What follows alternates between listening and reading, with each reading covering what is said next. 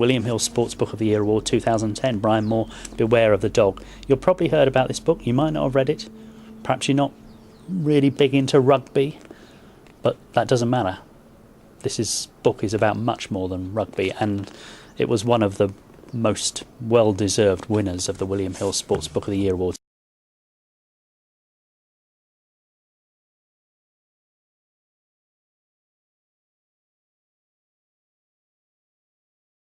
Fantastic, because I tell you what it's done, it's established it as a proper writing genre. But it used to be a bit of a joke, like you said. It used to be footballers' autobiographies, which were just frankly useless. You know, and actually not even worth picking up. I mean, that bad. But it's now a genuine. You've got writers who are coming in and writing with people because they know it's a prestigious award. What did it mean to you to win this award? Well, financially it was quite good. Although we didn't convert the bet, which we put on a horse, which I think is still running. Okay. I'll tell you what it was, mainly, and I couldn't appreciate this at the time. It was because of my psyche, which was a large part of the book anyway, and the self-doubt that I've had for various reasons. It was a little bit of a fillip for that, as a sort of proof that you can actually write. Yes. And not just because. So you did it yourself? It was your word? Not just because people close to you said, "Oh, it's very good," but an independent panel who'd read hundreds of books this year and over the years thousands of books said it was. Now I'm well aware that it's all subjective, and on any other year 5 different people may have picked another one, but this particular year mine was picked, and it meant a lot to me for that reason. We don't have to go back many years till the sports book was pretty anodyne, bland, full of cliches. Well, there are still those around, and they're not worth reading. I mean, they never were worth reading. And the irony is actually that people don't realise this, but the better known, the more famous a player, sportsman is, the less likely people are to be satisfied with a recitation of their career and little bits around it, because everyone knows that, they've all seen it, and everyone is familiar with that. So ironically, the better known the person, the more they have to give for their book to be even mildly interesting. But quite a lot of the books that are, you will read around sport are not genuine autobiographies. They are quirky in a way that a lot of other genres can't be.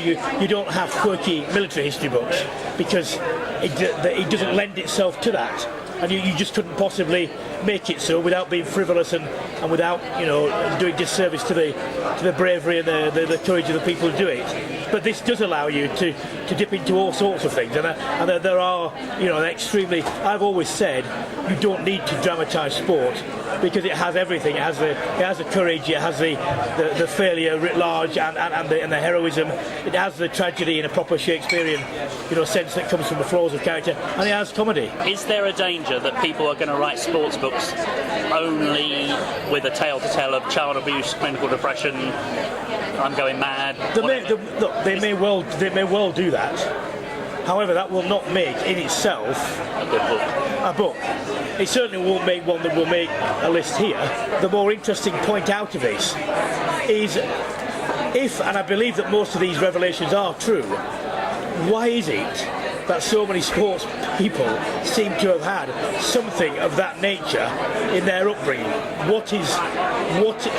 They're by no means unique, but it would be interesting to see what the incidence is per, and I'm not sure how you measure this, against another type of worker. Yes. Because I certainly know in my case the consequences of my experiences were two-way. I mean, some were very, very destructive. The other side of it, that just kept making you push and push and push, was actually in a sporting context very beneficial, because it drove me on and on. And to that, it may. And I'm willing to bet, actually, I don't know what the incidence is, but I'm willing to bet it's probably higher than average in top sports people.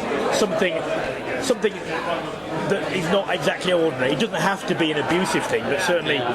I mean, if it was a tremendous quote from James Cracknell's wife, Beverly Turner, when she said, if you show me a room full of Olympians, I'll show you a room full of people whose parents didn't love them, or didn't tell them they loved them enough, which I thought was very hard, but actually there's a point. She was just trying to make the point, and she did make the point in a more vernacular and prosaic way later in the interview. Said they're all mad. There's something not right about people like her husband James who will do that, because normal people, in a very proper sense and not being pejorative, don't do things like that. I'm just worried that there'll be a situation where I understand every week a cricketer comes out and says they suffer from clinical depression or whatever, that the Joe public will get exhausted of all that and think, they may well do, and that's why you have to be sensitive about the handling of it. Because, but the fact is, that has been a problem which has been under-addressed before. Well, my good friend David Bairstow committed suicide when he packed up. And your book is your next book, or you said it's going to be about retirement. I didn't know he was suffering. No. So there may be a slight rebalancing, and they may get the balance wrong.